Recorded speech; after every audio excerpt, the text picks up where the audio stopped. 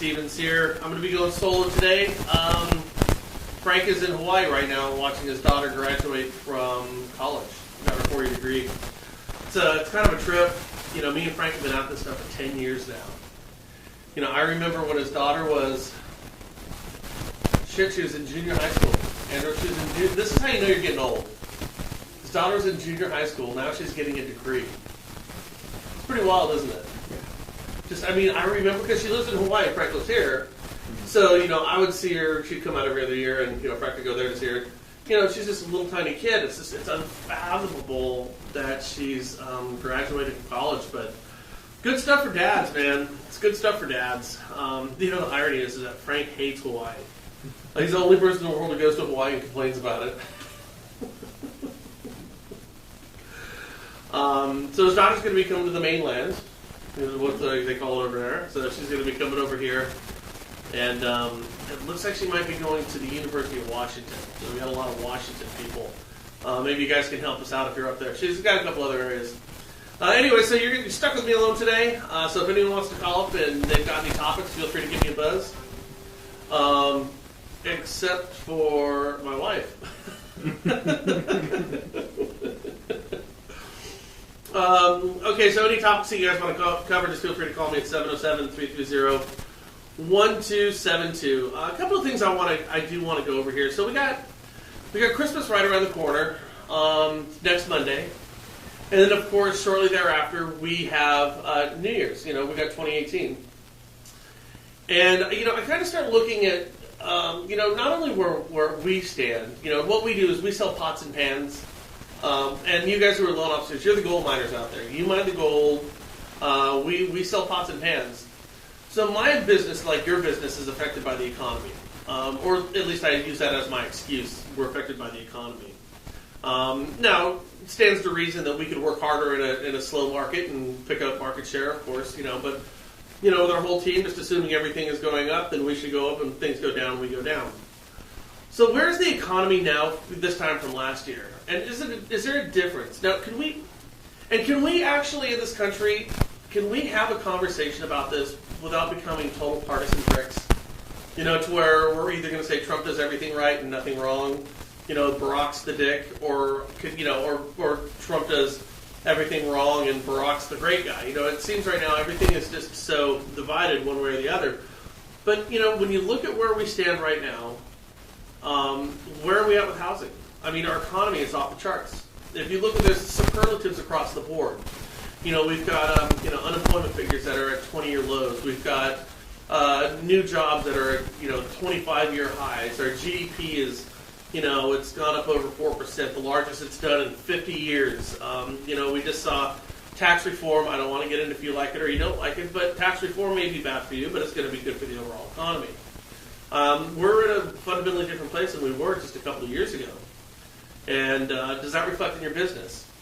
And the thing is, it might not reflect in your business because, you know, one of the issues that we have is a shortage of inventory, which is just a mess. So just this weekend, you know, you find yourself, I don't know if you do, but I find myself looking around at properties. I did this weekend, Andrew, seriously. Just tooling around on some of these sites, you know, around our house. There's a house that's going for $600,000. It's like $625,000. The house is a piece of shit. I mean, it's a dump. I mean, I'm like, $625,000 for that house. There's no way, and I can afford it. I could actually afford it. If I wanted to go buy that house, I could buy the house. There's no way I'd spend $650,000 on this thing. It's a dump. Like built in 1978.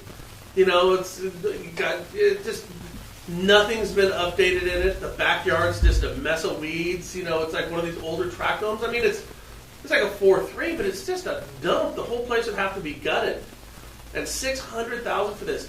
People think about millennials, right? Everybody's trying to figure out why millennials aren't buying houses right now. I'm telling you, it's not because they don't want to. It's because these houses, the prices of these houses are just, they're a joke right now. And we live in Vacaville, California. So we live in, Vacaville translates to Cowtown. I literally live in Cowtown, California. And I love my neighborhood. But I'm looking at the prices on these houses, and I'm thinking, I'm asking myself, who the hell's going to buy this? You know, a $600,000 house. Okay, so I got somebody working at the local prison. We got a pretty famous prison out here in Vacaville, too. Awesome. And your prison guard's making $45,000 a year. Maybe his wife's a prison guard. She makes $45,000. Say they're making $100,000 a year. They're not affording a $600,000 house, and these are smack dab median, maybe a little above the median income for a family. They can't afford this. So who's buying these houses? Again, with these millennials, I think they just don't want to buy them. I mean, they're just overpriced. And then check this out, Andrew. I'll send this to you. I thought this was pretty interesting. I just found this in the Bay Area. It says Bay Area cities are facing a growing crisis as RVs become homes of last resort. Well, I mean, you know that plaza over by Jersey Mike's? Uh-huh. If you go over there after like 6 p.m., it's all filled up with people sleeping in their cars. Is it really? Yeah. Because it's right by the apartment complex right there. I mean, think about it. Okay, so, all right, so you're going to rent a place out here in the back. It's going to be $3,000 to rent a place. Who the hell wants to spend $3,000 on renting a place? You're going to buy a house. It's a 600,000 hunk of junk. So what you're telling me is across town, after hours at Jersey Mike's, it's filled up with people's Winnebagos who are living in them. Yeah. Well, and here's an unintended consequence over here in San Jose, California. By the way, San Jose is dumb. I mean, if you live there, I apologize. I don't mean to rip on you, but if you've been to San Jose, based on what the homes are going for in the city you're getting burned. I mean, fucking burned. I mean, San Jose is a rundown city. I mean, it looks like one of the Central Valley cities.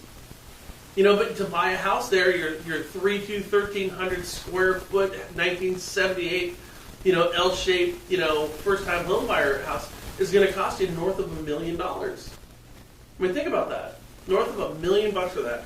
So anyways, in San Jose and another Bay Area city, so if it's happening here, it's happening in, some of the hotter markets around the country too. I'm sure you're going to find this in areas of New York. You're going to find this in Southern California, probably some cities in Florida, maybe even some of the cities down in Texas. I mean, those markets are hot. Maybe even Phoenix, I don't know. But, here's what's happening is that these guys, and I'm looking at these pictures right now, these Winnebagos are lined up down the road.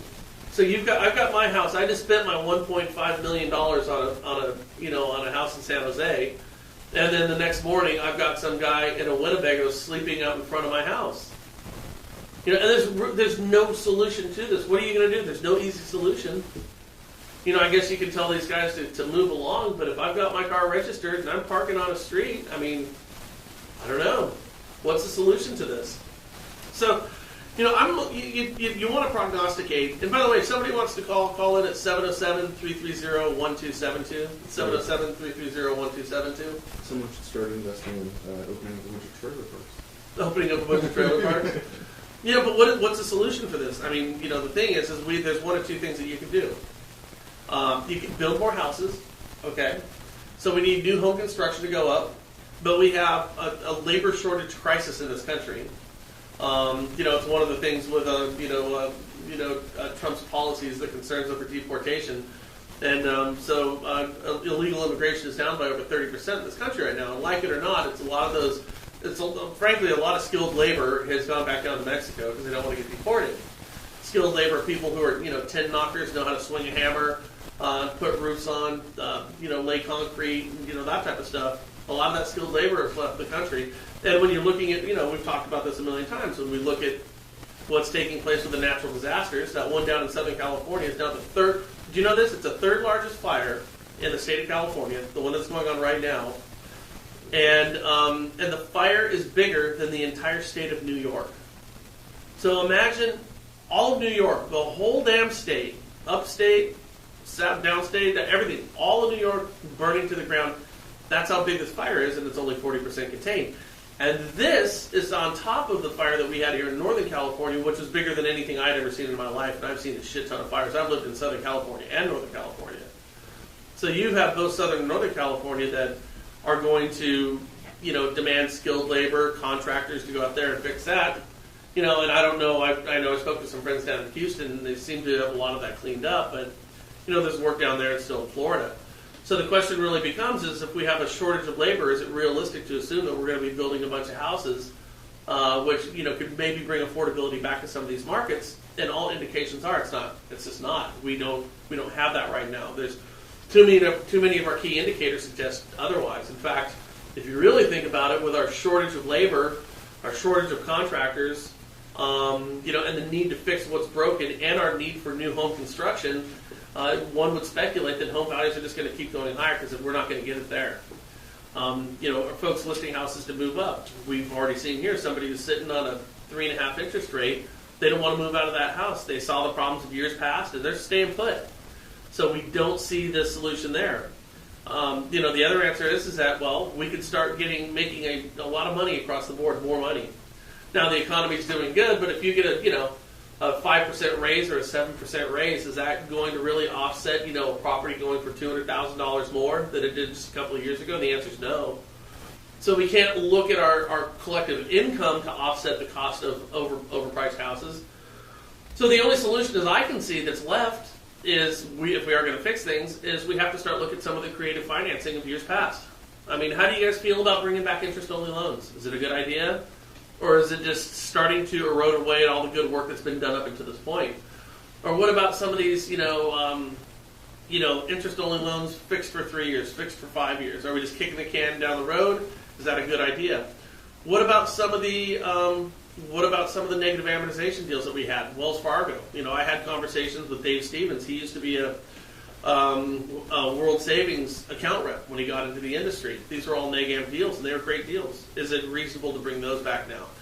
And I really don't know, but I mean, for somebody like yourself, Andrew, I mean, your rent's got to be, you wake up and go to bed thinking about how you're going to pay your rent, I would assume. Well, I rent out rooms in my house, so that's basically what I do. Okay. Yeah. But without that, you couldn't afford to do it on your own. So you're renting out, how many rooms are you renting out? One. One room, and what do you charge? $800. $800 for one room. Mm-hmm. Damn, that seems like a lot of money. I mean, I get it. It is what it is. If that's what the market will bear, that's what the market will bear. Yeah, so far it's been super easy to fill it. So I was looking at if I could get rid of my kids. I got an 18-year-old and I got a 16-year-old. The 18-year-old, he's slowly starting to spread his wings a little bit. My 16-year-old can't wait to get out of the house. She's ready. She wants to move in and go to school with some of her girlfriends, and bless her, that's going to happen in a year or so.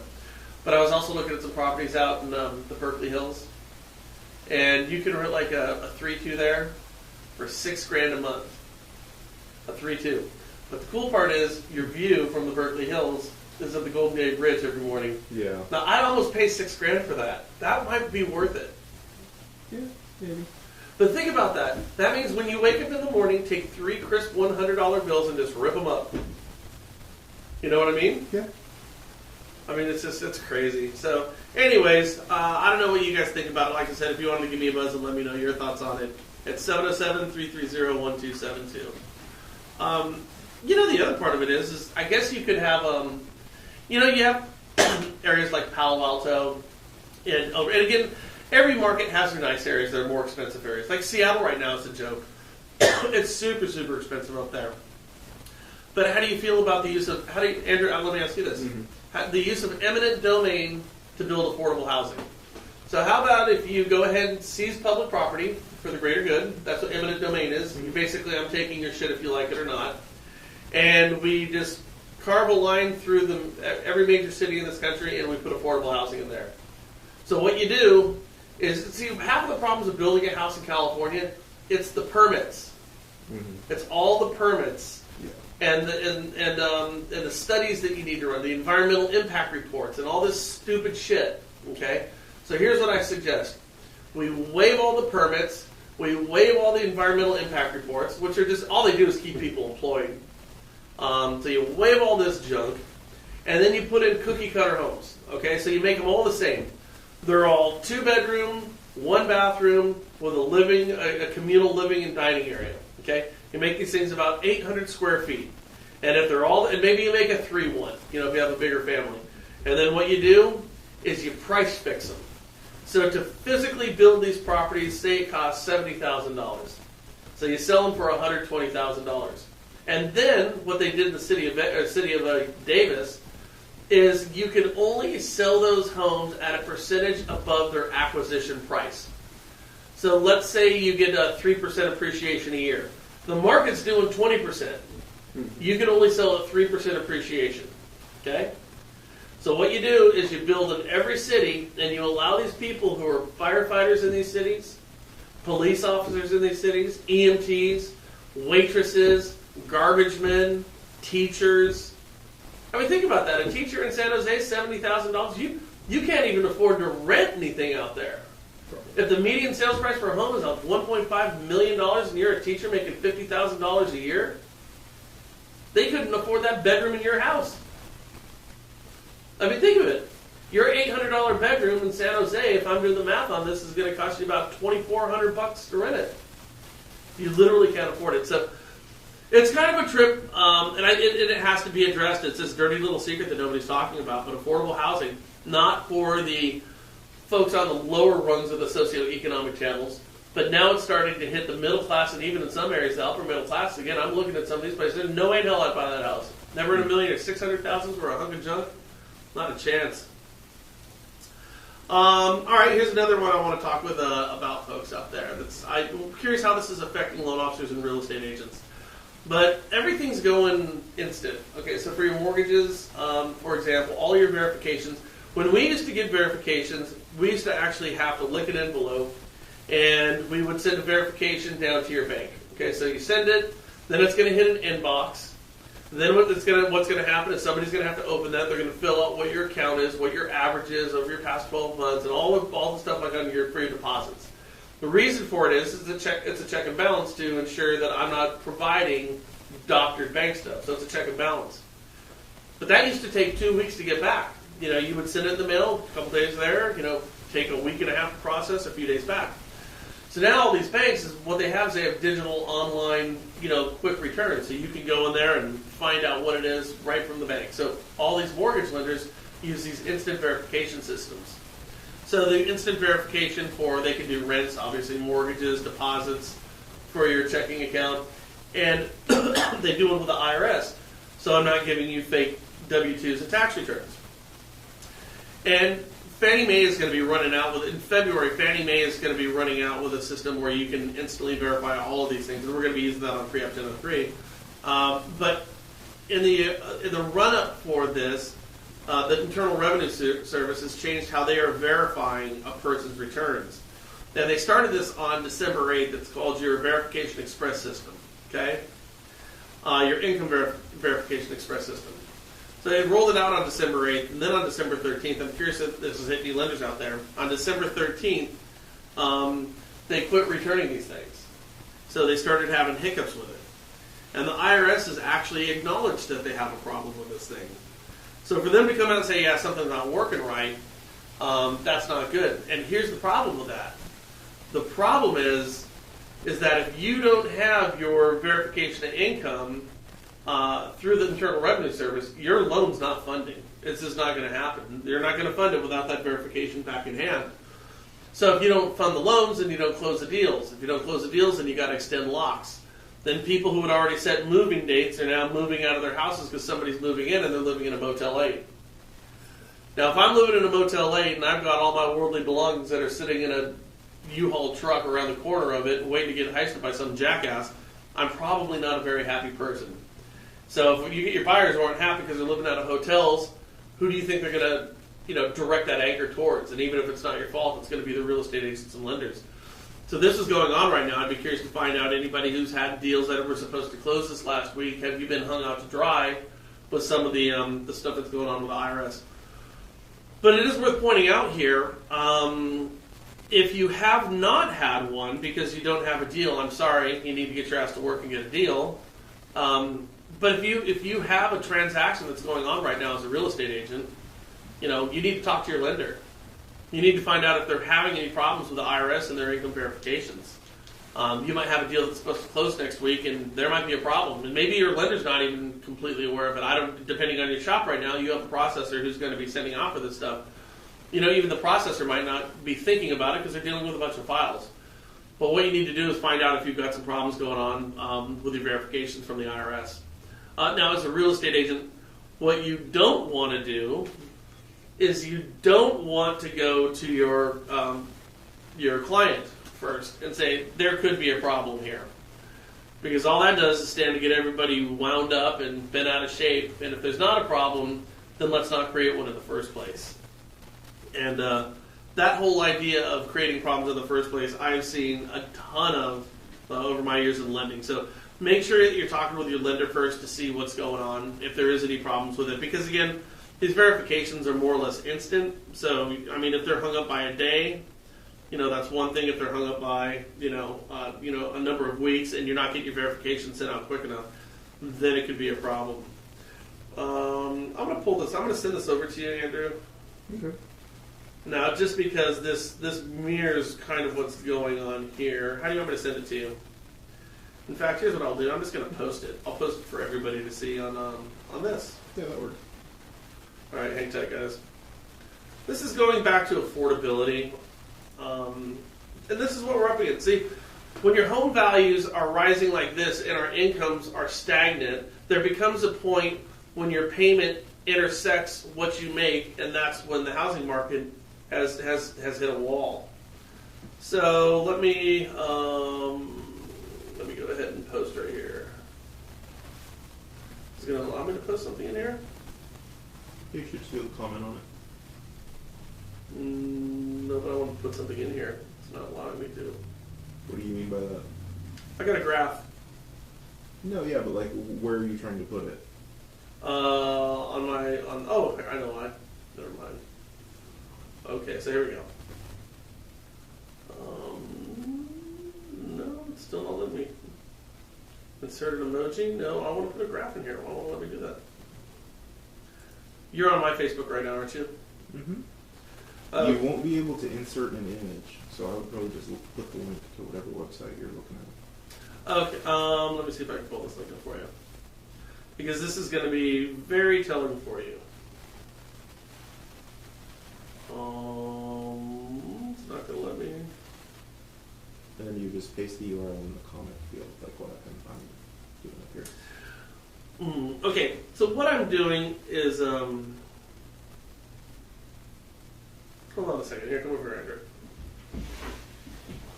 So I have this right here, all of those. Hey, tell you guys. Alright, right here. So I saved it, and if I'm going over here. You won't be able to insert an image. It has a comment on the live stream. So I can send it to you, and then you can pull it up there. Yeah. So, I'm going to send it to myself? Yeah, that would work. Okay. We just won't be able to use the actual image file as a comment on the live stream comments anyway. Alright. Because even for me, it's not an option. If you look up here, I can only do the emojis too. Alright. I want to get this to you guys, so just bear with me a second here. Or you can just message it to yourself either way. Well, that's what I'm going to do. Yeah.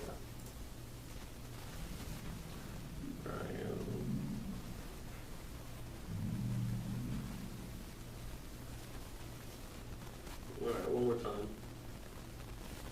This is not working for me. Why can't I post this sucker? Here's where I can post it. I can just post it on the Frank and Brian. So I'm going to post this thing up above here. Alright. Okay, so I'm going to post this. It's going to be part of this. Not part of, if you're on the Frank and Brian side right now, you'll be able to see the post, and then I'll go ahead and explain it to you. But this is extremely telling, and this is what's going, this is where our problem lies. Okay. So, if you can grab this somehow, Andrew, it's on the Frank and Brian site. I just published it. Now, if you look at this graph, what it shows is we have a red arrow that starts in 2001. Okay. Now, this is for Canada, but Canada it mirrors what's going on in this country. It's very, very similar to what we have going on here. There we go. Okay. So it goes from 2001. And it goes all the way through 2017. And that red arrow, or excuse me, that red line, that's home prices. Okay? Now look at how massive this was. So you had look at home values were actually below our average weekly earnings back in 2001. Okay, so that means houses were enormously affordable. So in 2001, this is why millennials are buying houses back then, because it made sense to buy a house. Look at the blue line, that's the average weekly earnings, and look at the red line. That's home values. Okay?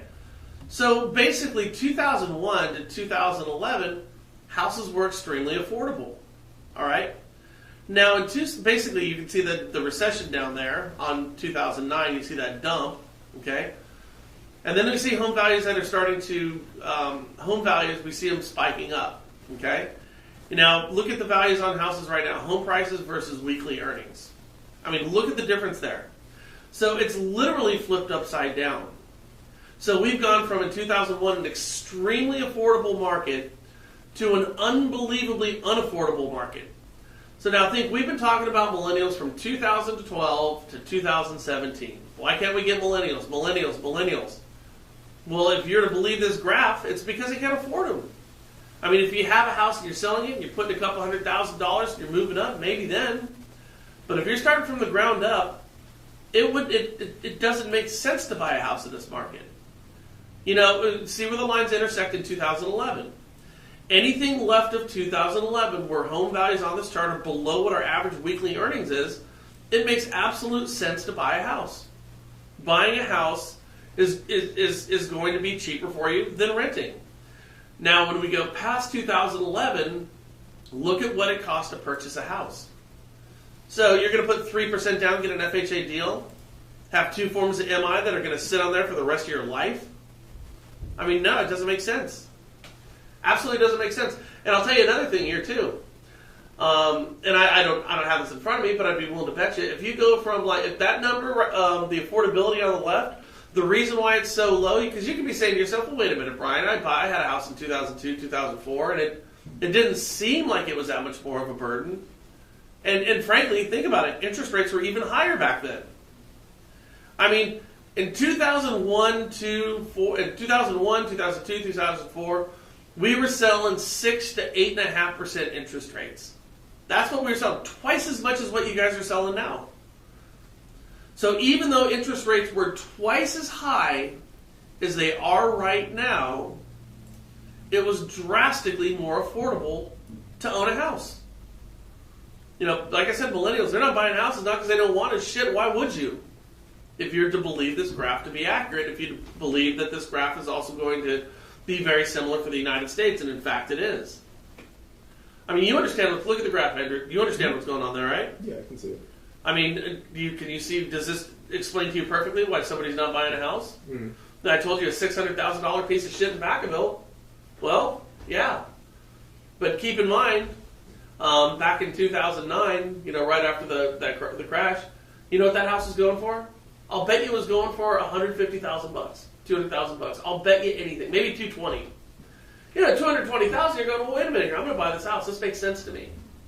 But if you're buying that house today in Vacaville at $600,000, are you really buying that house thinking that houses are going to continue to appreciate and you're going to be able to make a couple of dollars on it? And the answer is no. It's kind of like buying Bitcoin right now, isn't it? You know, everyone's hot to trot on Bitcoin. Bitcoin's trading at $1,700. Good, asshole, go buy some. Watch what happens. It's not, you know what I mean? Sure, it made sense at $1 or $2, but it doesn't make sense at $1,700. And I think that's exactly what we're seeing with houses. Now, of course, your house is going to be different than, you know, buying a commodity or a currency because it's where you actually live. And if you love that house, well, then certainly go ahead and buy it. But I'm thinking if you check this out right now, I mean, does it make sense to buy a house in this market? And I think the answer is emphatically no. And this is what we're seeing in so many major metropolitan markets, and this is why we're seeing, you know, people living in Winnebagos. And again, this sounds like we're making this crap up, but you can look it up yourself. I mean, I've got it pulled up right here. I'm staring at like 15 Winnebagos parked bumper to bumper in front of a bunch of people's houses, and this is a daily occurrence in San Jose right now.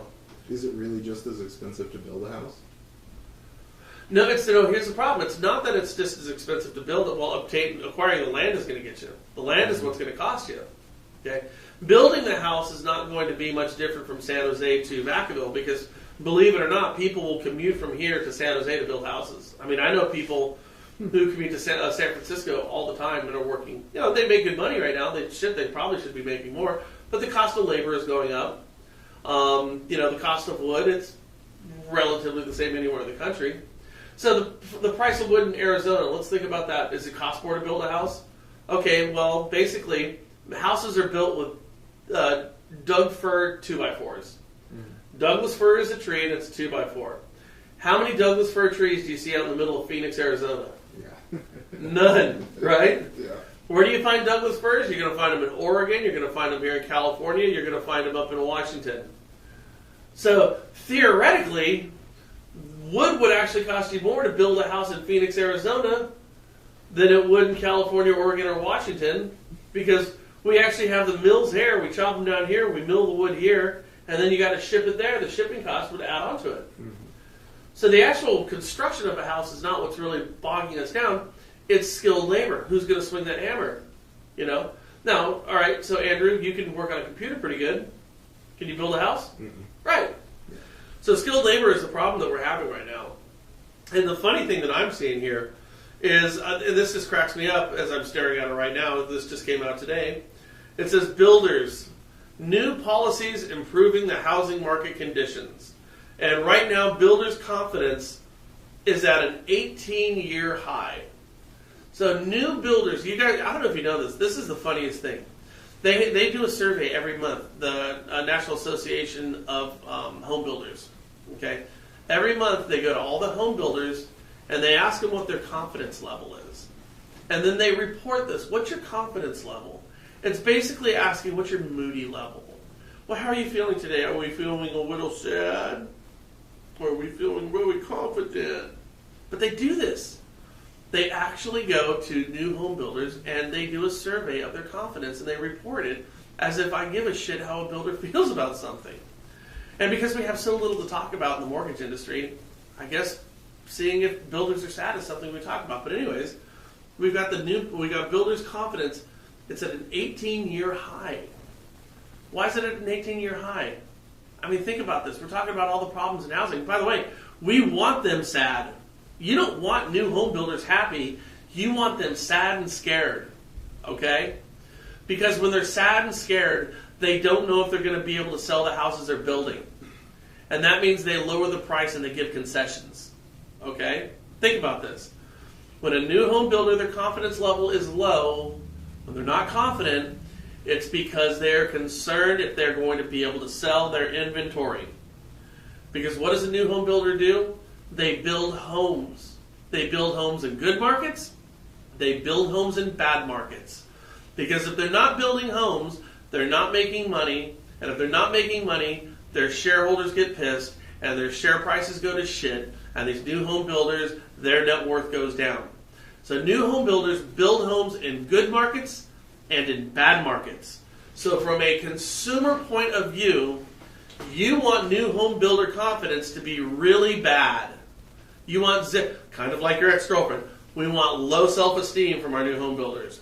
Big time. Okay? Because when they're concerned that they're not going to be able to sell their houses, that's when they become cheaper. But right now, consumer confidence among new home builders is at an 18-year high. And you know why? Because the inventory sells itself. They can't build these houses quick enough, guys. In almost every single market, they cannot build them fast enough. If you build it, this thing's going to be sold. It's going to be sold for top dollar. Okay, and you're not going to have to give away concessions. Profits go through the roof because we're at such a massive shortage for housing. Again, this is you have to understand this is all an ecosystem. All of this stuff goes hand in hand right now. Everything here is an ecosystem. Okay, you know, we showed you the graph from Canada over the past 18 years. And remember on that graph, it started out where home values were way down here, and now they're way up here, and our income is straight across. Okay, our home values, home prices are way up here. By the way, that happens to be 18 years, right? Or 17 years. 2001 to 2017, 16 years, 17 years.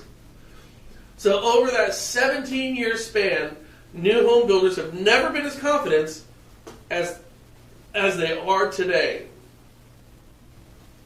It's because home values are so high right now. Okay? Home values come down, the confidence is going to go down. So, again, from a lender or a real estate agent perspective right now, we don't want that.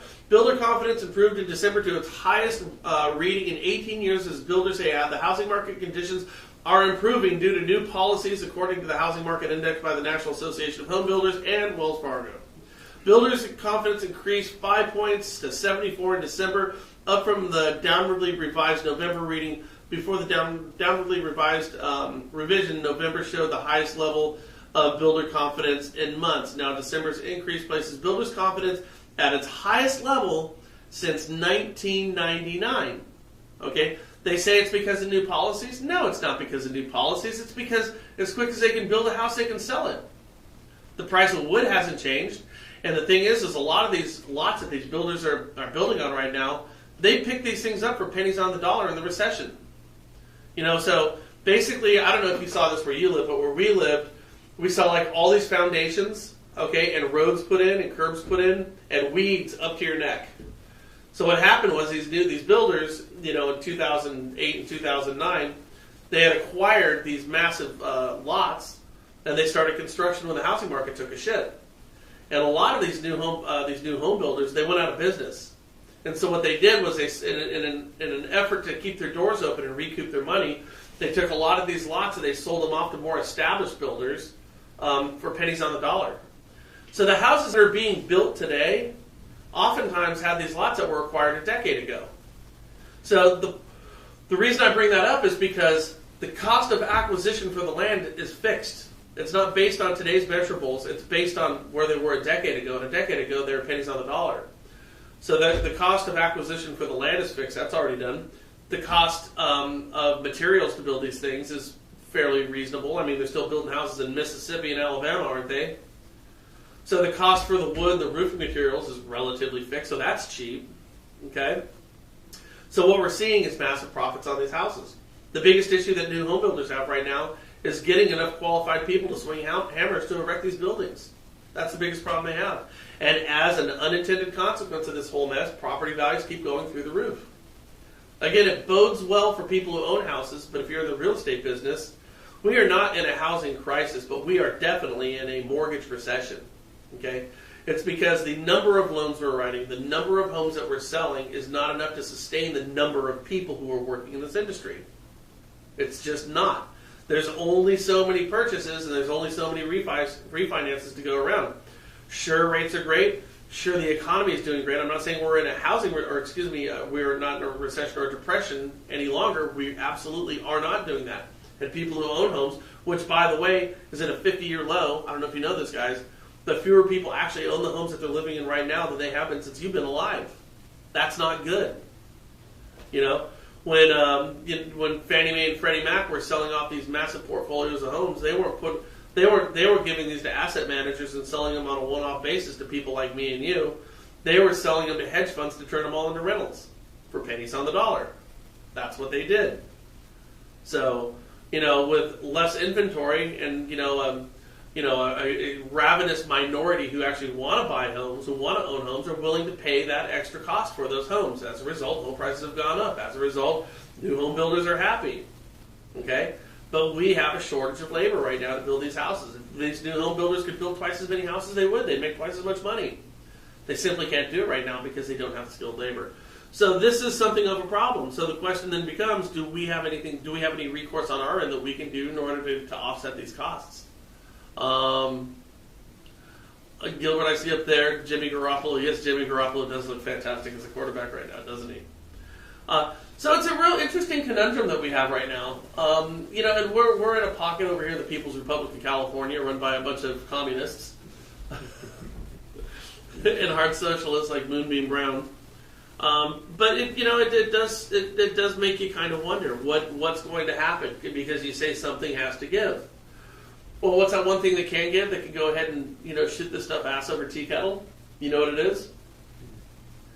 Now remember on that graph. Can you pull that graph back up? Yeah. Okay, remember on the left-hand side of this graph, guys, back in 2001, when houses were enormously affordable, they were at an 8% interest rate, and they were affordable. Okay? They were at an 8% interest rate in 2001, and they were affordable, because they represented a very small portion of what our weekly income was. Now we go all the way to 2017 on the right-hand side. Look at, like I said, ass over tea kettle. Okay, now houses are extremely unaffordable relative to what we earn. So what's the one thing that could bring affordability back to us? And by the way, this is a freight train coming at us. It's going to happen. It is just a matter of when, but trust me, this is going to happen. What's the one thing that's going to correct this? Interest rates. What if we had the same interest rates today as we had in 2001? What if we were selling 8% interest rates, not 4% interest rates?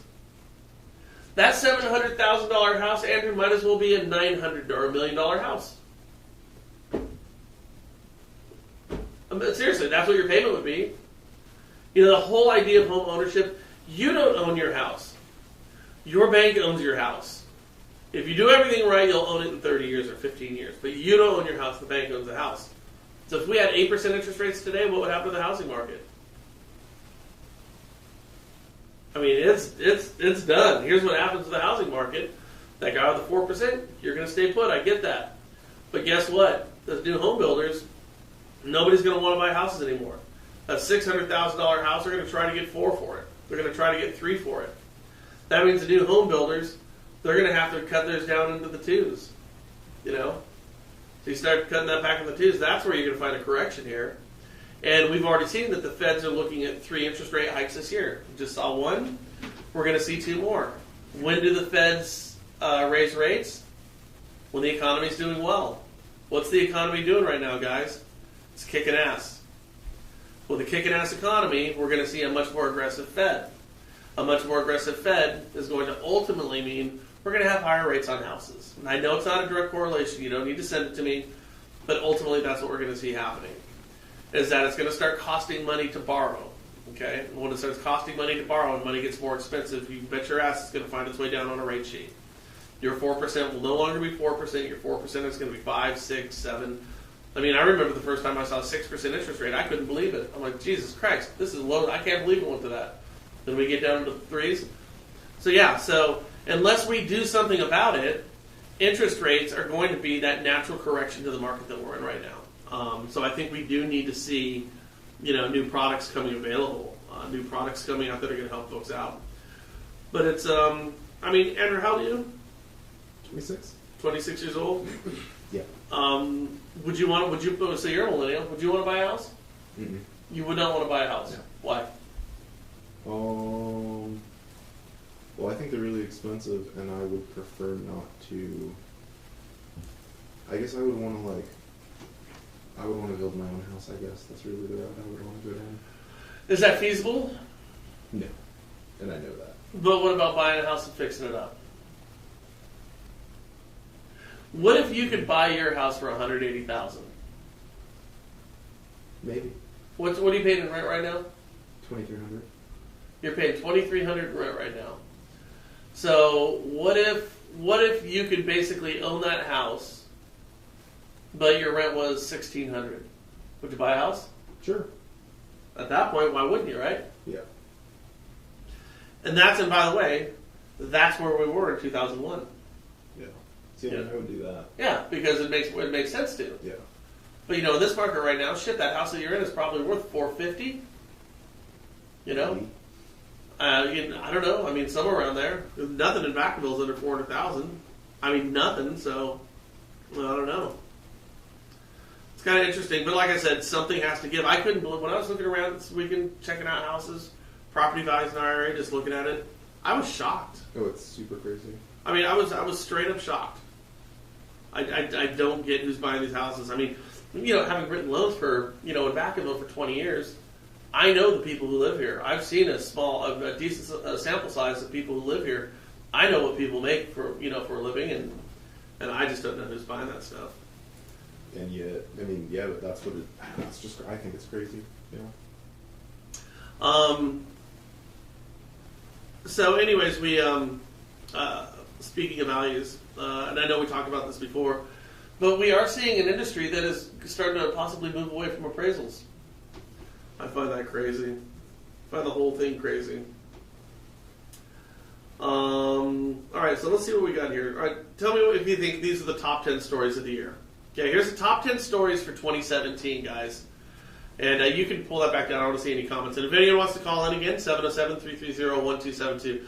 Here are the top 10 mortgage stories of the year per Housing Wire. So let's see if we agree. The top 10. Sure doesn't look like 10 over here. Okay.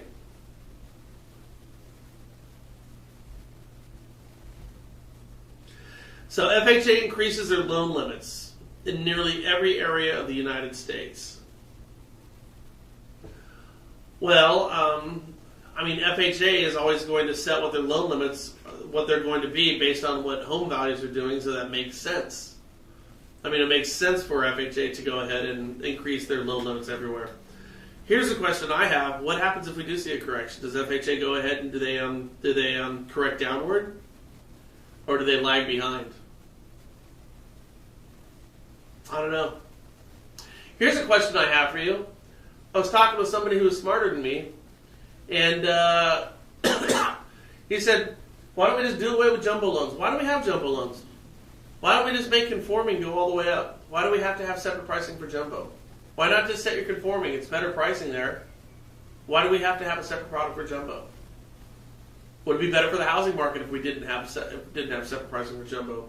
That makes sense to me. You know, in which case, then why limit it? Why limit FHA? Is it because it's intended for first-time home buyers or the underserved communities? You know, your underserved community. I mean, okay, so that's, by the way, that's the charter of FHA, to serve the underserved. Okay. Mm-hmm. Now, if somebody's buying a $700,000 house, is that an underserved person? I think if you're buying a $700,000 house, you're doing pretty good. Okay. Let's see. Fannie Mae joins Freddie Mac in allowing appraisal fee mortgages. Okay, so this is the ninth biggest story of this year. And yeah, that one's a whopper. In my book, that one's a whopper. It's so funny to me that we went from a market where we were running, fast and loose. I mean, that was the whole thing. Everything was fast and loose. And so then the pendulum swings over to the other side, where now we're super slow and tight. We were fast and loose, now we're slow and tight. And it was too tight, and it was too slow, and everybody knew this. So you start letting certain things trickle back in, and that makes sense. All right, maybe it's not good that Fannie Mae and Freddie Mac, the average score of somebody getting a Fannie Mae loan is 780. I mean, that's obscene. 720, that's obscene. Because that isn't reflective of your population at large who is responsible and can and should, in fact, be able to get a loan that's endorsed by the GSEs. If you have a 680 credit score, a 690 credit score, maybe something went wrong. Shit, it's explainable, I mean, that's you have a hiccup here or there. What was the reason behind it, Maybe even down to like a 660. What happened? Maybe there was a moment in time. Maybe you lost a job. Maybe you got a kid who got sick. All right. I mean, I'm not saying let's do this for everybody, but certainly there's some people who have a 660 credit score right now where you could say, okay, I get how you screwed up, but you've been responsible up until this moment. We'll call it a mulligan, and we'll get you a loan that's been endorsed by Fannie or Freddie. Okay? So if you have those 660s in there, and those 650s and 670s and 680s, that means the average score is going to be lower than like 760. And we're sitting at 760 for years. I mean, what that tells us is that Fannie and Freddie were only giving loans to the cleanest of clean borrowers. The privileged, the people with money, those are the ones getting loans. Everybody else was on the outside looking in. That's not a healthy housing market. So we had to let some stuff creep back in. We had to let some things. So maybe give that marginal borrower, start working with some credit scores, start looking at scenarios, life stories. Hell, we even talked about having alternative credit scoring models. I mean, think about this right now. Your average millennial today is not going and getting a W-2 job and sitting at a desk, making a salary with a 4% raise every year. Those days are gone, yet this is how we underwrite files now. We're getting people who are graduating from college or these tech schools, and they're working as 1099 employees, hired guns, where they work there for 6 months, a year, 2 years, and they move on to another job. Why do they do it? Because the other job pays more. And, but we're not establishing the criteria for that person to be able to buy a house. Did I tell you I went down to Google this weekend? Oh, is that where you went? I went to Google. I went to Google's San Francisco headquarters this weekend. And yeah, I got a picture of it, I'll post it. You can actually walk your ass right into Google, right into their headquarters. Think of how powerful Google is in this country right now. So it's over there in San Francisco. It's on the 4th floor. March my ass up there. You can sit down and talk with them, and it's pretty interesting because the place is run full of a bunch of people who look like you, you know, 23-year-olds and stuff like that, you know, wearing Converse shoes and, you know, T-shirts, you know, just nothing businesslike, very, very colorful. You know, well, a lot of these people, they're hired guns, they're 1099. We're going to work on this for a couple of years, maybe I'll go work somewhere else.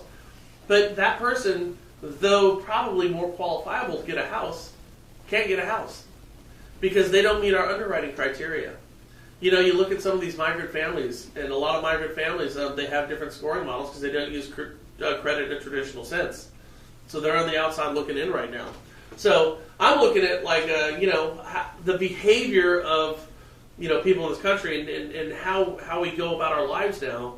And our underwriting guidelines should reflect how people live, how they're compensated, what they do. And it's not, the models that we have are not reflective of how people behave, how people work, how they're hired. So to me, it makes sense to create guidelines that are going to allow for those folks, self-employed folks, to go ahead and buy houses where we don't have it. That would be a great way to creep back into being normal, okay? Do they do that? No, fuck that. Let's not do that. Oh, I got a great idea, Bob. How about if we just get rid of appraisals?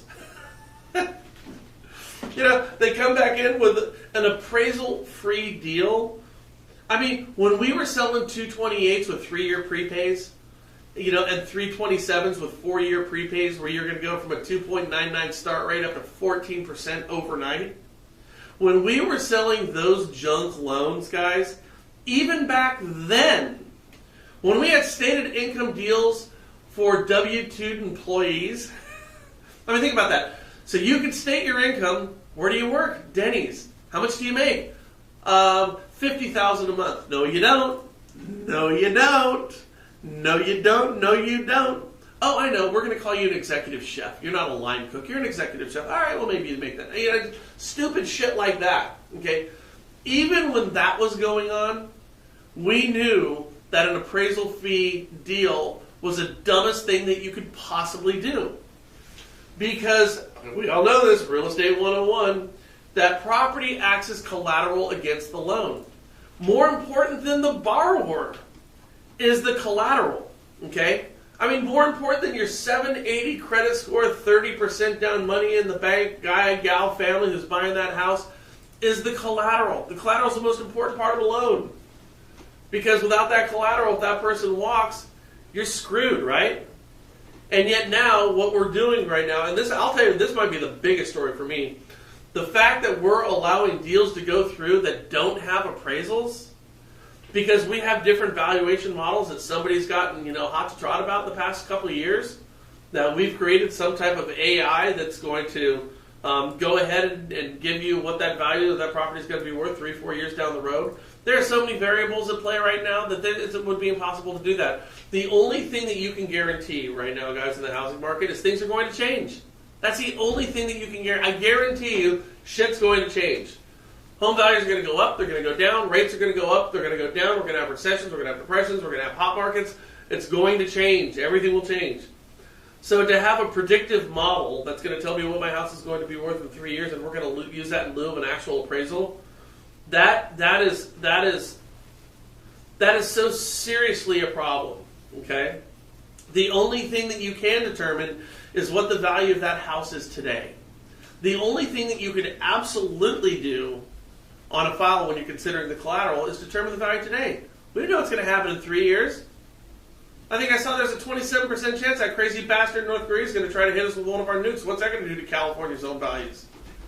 I mean, is there going to be an earthquake? What about these fires? What's going to happen with insurance costs with all these fires in California? Everybody's going to be paying for it in their rate sheet and their insurance policies.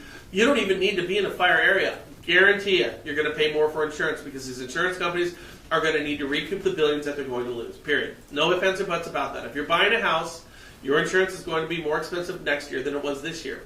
Yet we can't predict these models. We can't predict when the fire is going to happen. So there's so many things that are going to predict the future value of a home.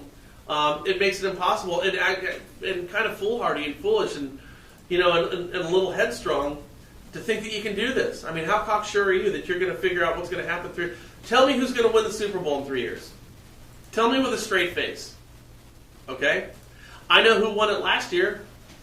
I have a pretty good idea the teams that are going to be running in contention, you know, this year. Okay? We know who's going to be up there. We know the Patriots are going to be up there. The Steelers, who just got screwed. Oh my God, did they get screwed? They're going to be up there. You know, the Vikings, you know, in the AFC, they're going to be up there. The Saints, they're going to be up there. You know, 3 years down the road, who's going to be there? I don't know. Tom Brady going to break his leg? He's already 40. I don't know. I mean, so that's what they're doing with home prices. Tell me where the stock market's going to be in 3 years. Seriously, tell me where it's going to be. Tell me where interest rates are going to be in 3 years. Nobody knows. If anybody knew, they'd be the richest person in the world right now. Nobody knows. You can do all these predictive models, but all they are is models. And yet, what they're doing is they're building predictive models that are going to tell you what your house is going to be worth in 3 years. We carry more of our wealth as middle-class Americans in our houses than we do anywhere. Our wealth, our collective wealth as a nation, is stashed in housing. That's where it's at right now. A few in the stock market, yeah, we got our SEP IRAs, we got our 401ks, we got all that good stuff, I get it. But our collective wealth is stored in our collective equity. All right? And if you think about it, the appraisers are the gatekeeper of that equity. They're the ones who determine what a house is worth. You get a bunch of bad appraisals, then you're going to have home prices go down as a result of that. You set bad comps for an area, you're not going to be able to sell your houses as much. We all lose. Okay? But the one thing that we can do is we can get competent appraisers, the gatekeepers of our collective equity, the largest pool of money for middle-class Americans in the country. We can get competent appraisers to go in there, and when a property transfers from one owner to another, and there's a price that's set for that, we can have a competent appraiser who can tell you what that house is worth right now, right at this moment, and only this moment. We can't tell you what's going to happen tomorrow because we don't know what's going to happen tomorrow. It's like your title insurance. Did you know your title insurance, it only guarantees you your house is going to be free and clear of any encumbrances at the moment of transfer. It's not a year down the road. It's not 2 years down the road. It's at the moment of transfer. Okay? It's the same thing with our equity in our properties. The only time we can guarantee what a house is going to be worth is if you have somebody who is looking at competent appraisal, looking at a house at that moment. Let me give you an example. When we were in New York, when we were dealing with HVCC, and we were over there at Andrew Cuomo's office when he was the Attorney General for the state of New York, when we were arguing that we do not want HVCC, we do not want AMCs because it's going to undermine and erode appraisal independence, and we're going to get bad appraisals. And sure enough, we were right. Nevertheless, they went ahead with it. But anyways, when we went out there and did that, we actually printed up all the signatures that we got. It was reams and boxes of signatures. We had all the news stations out there. We had a bunch of people out there with us, protesting this is a bad thing. And I was talking with this one appraiser, and he was this Jewish guy. You've never been to New York. I mean, you see Hasidic Jews there. It's a trip. I mean, you feel like you're in, Tel Aviv. I mean, it's trippy. It's just something we just don't see here in California. But anyways, I was talking with this guy, and we were talking about understanding neighborhoods as an appraisal. Well, where he lives, you have a synagogue, which is right here, okay? Now, the houses that surround that synagogue are the most valuable houses in that community. So this is basically, it's an all-Jewish community. It doesn't have to be, but it turns out it's a Jewish community. So the houses that are right next to the synagogue are the ones that are the most prestigious, and they're the ones that go for the most amount of money. These are multi-million-dollar houses. And every block away you get from that synagogue, the house values go down and down and down. So you might have a $2 million house, which, by the way, the market will bear. Okay, so you had people who are ready, willing buyers and sellers at that price point for that house next to that synagogue. Once you got a couple blocks away from it, it was less prestigious and the value went down. I mean, they were still outrageous, but, so you have this entire community that's built around the synagogue. And when you're on the outer bands of it, maybe the house were worth $800,000, but this is a set community here. Now, once you went across the highway to the other side, that house is going for $250,000. So now we have two houses that are right next to each other, okay, within 20 yards of each other. And 20 yards this way, the house is worth $200,000. And 20 yards this way, the house is worth $800,000. Okay? $200,000, $800,000. Well, if you're going to get one of these predictive models, are they going to be able to know the difference? Okay? Well, wait a minute here. I got a bad comp. In fact, I got 3 bad comps. This isn't an $700,000 house. This is a $300,000 house. No, it's not, because it's part of a community over here. The value has already been established by the people that are living there, and the people want to move in there. And that's real. Okay? So predictive models aren't going to be able to figure this out. You have to have somebody who understands the area. That's why you actually have to have a living body who's going to go in there. And then, by the way, you're going to have an underwriter who's going to look at this and say, well, wait a minute here. I'm looking at some comps over here, and I'm pulling up some stuff, and these houses are worth $200,000, $300,000, $400,000. That does not justify the $700,000 sales price. Then you're going to have your appraiser who's going to go back there and say, no, you're wrong. Here's the reason why. It's all built around the synagogue. You have to have a certain level of geographical competence in order to make a realistic valuation on that property. The only way to do that is to know the neighborhood, to be around there, to live there, okay? To understand what the supply and demand offers in different communities. You always hear the term, I grew up on the other side of the railroad tracks. Yeah, well, there's a lot of communities where those railroad tracks really exist, and those values are real. So, if you get a predictive model over there, you're going to say this house is worth $300,000, congratulations. You just torpedoed the values of every one of those $1 million homes that are around that synagogue. Because here's what happens, guys. The appraisal is intended, the appraisal is not intended to give you what the value of the property as much as it is to give whoever's holding that note what they're going to be able to offload that house for in the event that they have to foreclose. Okay? That's what an appraisal is intended for. It's not intended fair market. It's intended in the worst case scenario, what can the investor offload that house, their collateral, in order to recuperate their money. That's the idea. And because of that, appraisals are going to inherently be conservative. All right? They will inherently be conservative because it's collateral in the event of a foreclosure.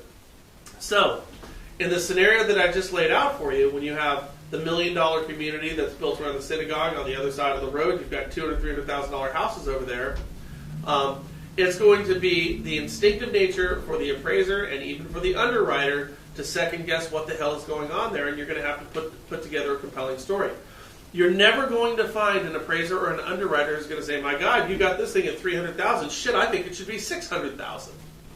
No one ever goes up, okay? It is the nature of appraisals and how they're done, and underwriters to always take the most conservative approach, which means values will only be hurt, they'll never be helped over the course of borrowing money against a house. Okay, so the scenario that I just laid out for you, if we don't have the boots on the ground who are going to put together that compelling reason why an underwriter is going to feel comfortable enough to sign off on that deal in order to close it, okay, there's going to be a person, an appraiser, who's going to go in there and say, no, you've got this thing all wrong. That's the other side of the tracks. That is a different community. That is known amongst the people who live in these communities. This is different. Nobody wants to live over there, okay? And nobody over here can afford to live over there. You specifically had a Jewish community built around a synagogue. You cannot get that with a machine. You cannot get that with a bot. You cannot get that with artificial intelligence, at least right now. And so for Fannie and Freddie to get rid of that, they've basically just taken the best way of analyzing collateral against the loans that they're writing right now, and they just shit on it. It makes no sense whatsoever. None. And then by the way, that's happening. And the brain trust behind this, I just don't get it. It doesn't make any sense to me. Anyways, so that's where we're at right now. I guess it's 12 o'clock, so I'm going to let you guys go. I appreciate everybody jumping on. We will, Frank will be back tomorrow. He's coming back tonight. I think he gets in at midnight. But again, good for Frank, man. He saw his daughter graduate from college. A dad can only hope. All right, guys. We'll catch you tomorrow. Thanks a bunch for all your time. We'll talk to you.